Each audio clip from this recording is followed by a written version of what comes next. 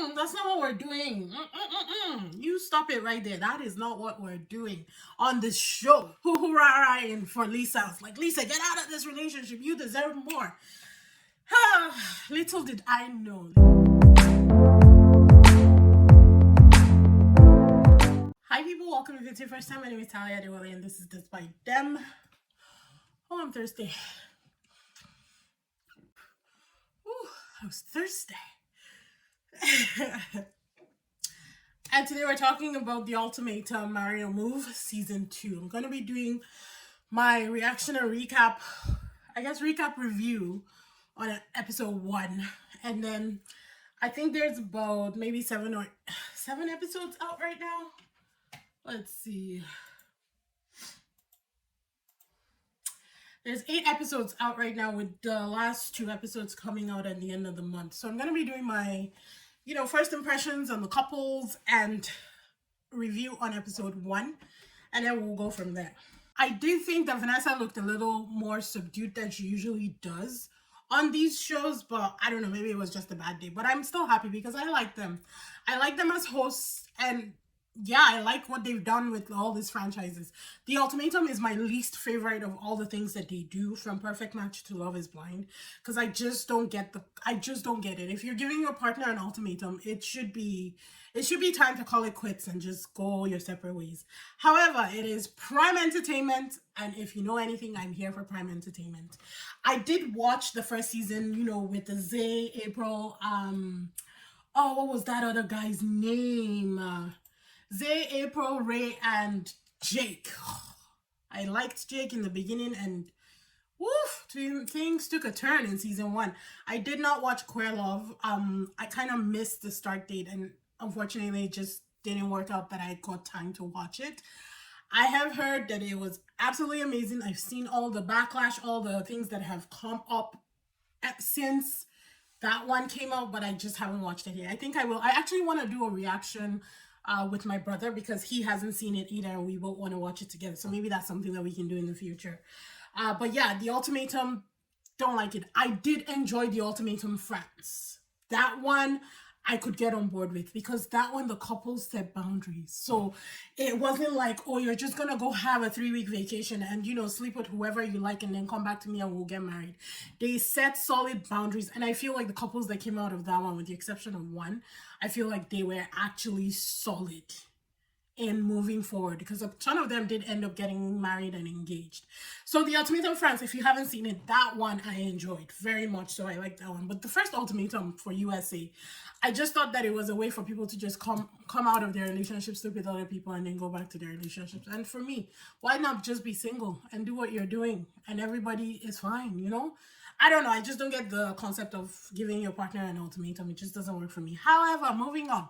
The couples this season are Antonio and Roxanne, Lisa and Brian, Ryan and James, Trey and Rhea, and then Kat and Alex. So these 5 couples will come together, date each other for 1 week. After that 1 week, they will choose a new partner, and then they will leave together in a trial marriage for 3 weeks. And after the 3 weeks, they come back and they decide if they want to either marry their spouse or their original partner, or go their separate ways, or couple up with somebody new from the person that they were dating. Maybe the new person that they were dating, maybe go on with that relationship. So that's the entire concept. Antonio and Roxanne have been dating 4 years. Antonio gave Roxanne the ultimatum.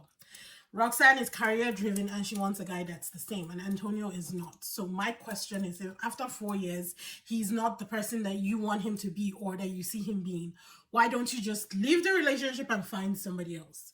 Now, she says that she's absolutely busy with working, and I'm guessing that she doesn't really have time to go out and meet people, or I don't know what it was. But for me, Roxanne wasn't really like giving I like Brian, if I'm being honest. Sorry, I like Antonio, if I'm being honest. By episode 5, I'm going to like lock down on the names right now. It's still fresh, people. It's still fresh. She was already warning Antonio. She's like, you just got to bear with me for the next 4 weeks. I think she feels like there's better out there for her. And it still begs the question, if you think there's better, why don't you go and search for it? Why keep yourself in this miserable situation, keep this other person in this miserable situation when you know it's not working for both of you. I just like it just boggles my mind. Anywho, Lisa and Brian have been dating for 2 years. Um, Brian's excuse is that he wants to be financially stable. Brian had a ton of excuses. So Lisa is 31 and Brian is 28. I think he is 28. He said that he's not ready. In fact, he was surprised that a couple of the people who gave the ultimatums were men. And he's like that was something that he wasn't really expecting because he's just not ready. And in the beginning, Brian looks like a bad guy. Like, honestly, you look at him and you're like, he doesn't like this girl. He's not ready to be, latched to this woman. He doesn't want to marry this woman at all. She was even saying things like, oh, maybe she might get better out there. And he was like, yeah, you got to do what you got to do. I was like, my God. In fact, I was thinking that he was an asshole. Like, I was like, oh, you're an asshole. I don't trust you. And this was when they were still talking, like the night before they had to break up and they started dating somebody else within the couples. By the next morning, Brian could not wait to get out that door. It was almost like he was, shaking with excitement. And for me, I was like, oh, this guy is such an ass. Oh my God. Leave him, Lisa. He doesn't deserve you. I was, hoo-hoo-rah-rahing for Lisa. I was like, Lisa, get out of this relationship. You deserve more. Little did I know. I know Brian was just like, hold it together, hold it. She gonna show herself in like 5 minutes. Just hold it together. I feel like that's what Brian was saying in his head. And boy, did Lisa show up and show out. But we will get to that. Then we have Ryan with 2 N's and James, who have been dating for 7 years. They are high school sweethearts. Now, they've been dating for 7 years because they're high school sweethearts. Ryan is 24, James is 23. So they're still very young, And I don't think he likes this girl. Right, James is giving me a Bergie kind of like scenario where it's like, I'm gonna wife her up if there's no other option, but I don't know that he really likes her. I think he probably did at some point, but they've kind of grown into different people. She's beautiful. She's gorgeous. She's very bubbly. She has a very bubbly personality. She seems okay. All she wants is that family life, I don't know. He says that he wants to be financially stable. He also had a bunch of reasons why he wasn't ready to get married yet. He said that he doesn't believe in one true love. So obviously this dude wants to explore. He's only been, I think, with this girl. I think. I mean, I feel like he was the one in the flash forward that said something like, I cheated on her. We will confirm that when we get there. But I think he's only ever dated this one girl. And he says he's been in school for the last 5.5 years. And so he wants to be financially stable before he gets married. I think it's valid and it's not, because if you want to get married to somebody, you would do it if you're ready. That's the truth. Financially stable or not, you guys can grow together. Now, there's some people that truly want to be financially stable before they get married. Then don't date. Get that secured. Lock that in the bag before you open the door to somebody and open your heart or get them to open their heart to you. That's what I'm saying. If that's your reason, get it established before you open that door and start dating people. Don't keep people on a hanger. What's that process called when they hang meat for like days before it gets ready? I can't really remember, but what are you doing? Are you seasoning the person? Are you trying to get them to ferment? What is it exactly? Get your situation right and then open the door for somebody to be in your life so that you are ready when that person comes in and you can decide if that's the person you want or move on to the next person. That's just how I feel. Again, they're on the show, so anything can happen. So let's just move on from them. Then we have Trey and Rhea, who have been dating 2 years. Now, this case, Trey was the one who gave her the ultimatum. Straight off the bat, I didn't think that this girl liked this boy. The body language was not saying like. When they introduced them, it felt like she wanted a social media kind of love. You know how everything's glitz glamorous. Oh my God, for the likes, for the pictures. That's what it felt like she wanted. And they're not real. So I really don't understand how she's stuck in that mindset. Talking to them a little bit more, she wants more romance from him. I think he works a lot and he's very driven, very career-minded. So she wants more romance from him. She says he's always busy with work and she doesn't want to have kids, but he wants to have kids. So there are fundamental issues with this relationship, as they are with all the others, if I'm being honest. Like, it's not just about getting married. There are fundamental issues that they have not really broken down and talked about. And these things come up within this show. So in the end, it's not just about the ultimatum of whether you're getting married or not. It's have we solved all these problems? These problems still exist. What are we doing about them? You know, and I think that's one thing that I can appreciate about the show. It definitely unearths a lot of deep rooted problems in these relationships, and it brings them to the surface so that they can either tackle them or decide whether or not they're going to be together. Some people ignore the red flags and still choose their partners. And referencing one couple from France. Some people decide that they're not going to do it at all and up and leave before the experiment even starts, referencing one couple from season 1 of The Ultimatum USA. Especially after the scenarios that they have to deal with in this show. I couldn't do it. I couldn't take my partner to this show knowing fully well he's going to be loving up and kissing up on somebody else for me to return to him. Tofia Koa. No, never. I can't do it. I just can't. But will I say that I respect people that do it? Maybe not. But I can understand. I can empathize and understand how they might be pushed to that level where they have to force the hand of the people that they're with and be like, it's me or die, you know? Like, decide what we're doing so that we can go move on with our lives. So yes, I can empathize and I can understand. And our last couple was Kat and Alex, and they've been dating 2 years. Kat was the one who gave Alex the ultimatum.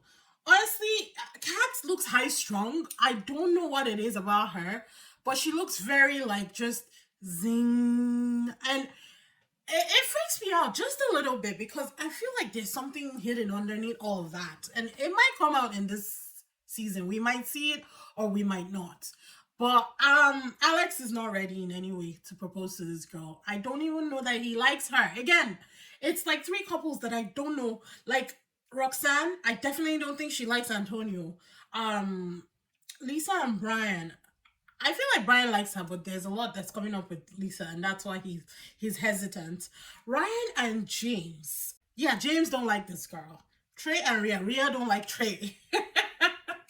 And now Kat and Alex, and I don't think Alex likes Kat enough that he wants to marry her. At least right now in episode 1. A lot of things do come up as the season goes, so obviously we will see more. But right now, that's like my first impressions on these couples. They start the dates, and Rhea and Brian click instantly. They are both attracted to each other. She even said that he was hot in a one-on-one interview with her. So I was like, girl, you're already checking out other guys. You don't like your partner. And it's easier to just come out and say, I don't like you. You know, I like your money. I like what you're doing for me. And I'm not saying that this is her, but I'm just saying, just come out and say you don't like him. Anyways, James, I think, also likes Rhea, but she likes Brian. Trey was flirting with Lisa, but also had Ryan on the back, like plan B. I think he clicked with Ryan, but he was flirting more with Lisa more than anything. He was attracted to Lisa on first glance. Alex and Roxanne seemed to kick it off. They seemed like male and female versions of each other. So I don't know that living together is going to work for these 2 people, but if they choose each other, it's going to be prime time entertainment, and I'm here for it. And then Lisa tries to backpedal because she notices that Brian is attracted to Rhea, and they're both attracted and they're clicking. So she tries to backpedal because she's getting jealous and is threatened basically by Rhea's connection to Brian. I did not appreciate Lisa calling Rhea the Hooters bitch. Hooters bitch. Why can't I say this sentence together? She called her the Hooters beach. And why is it coming out like beach and not bitch? Oh my god.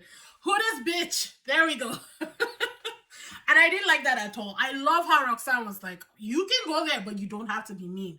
I love that. It's like, that's not what we're doing. You stop it right there. That is not what we're doing on this show. You represent yourself. I don't understand how she came on an international platform like Netflix to be embarrassing herself left, right, and center.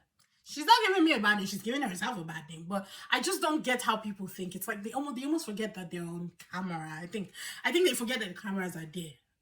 I just don't get it. Because later on, you see her putting her hands on Brian, and she like pushed his face and said, okay, go talk to her if you want to. And I'm like, what are you doing? What in God's name are you doing? Is this what you came here for? Is this how you want him to marry you? And I'm sure Brian in his mind was just like, vindication, bloodication, because this is probably what he's been dealing with behind closed doors, even behind, maybe, in front of the open doors, because she did it right there in the bar with where everybody could see. Personally, I wouldn't want to marry this girl. Personally, I wouldn't want to be dating her either. I wouldn't want to be any of the men who has to choose to date her either, because I don't want to have to deal with that. She definitely has to fix her issues before she puts that on somebody else. And there's definitely some deep-seated, rooted issues going on with that woman. But yeah, this is my first impressions. Right now, I'm not sure. Usually with the ultimatum, you never know which couples will make it, which couples won't. So it's kind of up in the air. But I feel like if there's anybody who might make it, it will be Kat and Alex. Because yeah, Alex talks a big game right now and he doesn't want to get married. But I think he likes the comfort and the life that he has with Kat. I don't know for sure. I mean, they might prove me wrong. But that's the only couple right now that I think might come back together. Maybe Ryan and James, but I think James wants to go. I think he wants to go, to be honest. I really do feel that he wants to go. Lisa and Brian should not be together. Lisa's got to fix her shit. And in this instance, I will say Brian deserves better. I don't know what he's been doing, but based on what she showed us, I would say that Brian deserves better. So yeah, I'm going to keep watching. There's 8 episodes. I might do 2 episodes lumped together, or I might just do all 8, and then we'll do a live reaction for the choosing ceremony come August 30th. But yeah, I'm in. Like I said, I don't like the concept, but I'm in. It's prime entertainment. And I think this is gearing up to be a good season. So yeah, I hope you guys are watching. Please comment in the comment section. Let me know what your thoughts are on all the couples. Let me know who you think will go the distance, who will come back together. Let me know your what predictions about who might leave their current partner and who you think they will couple with. Be sure to leave those comments down. Let's dialogue. As usual, be sure to like, subscribe, hit that notification button so you know when I post new videos. And I will see you in the next one.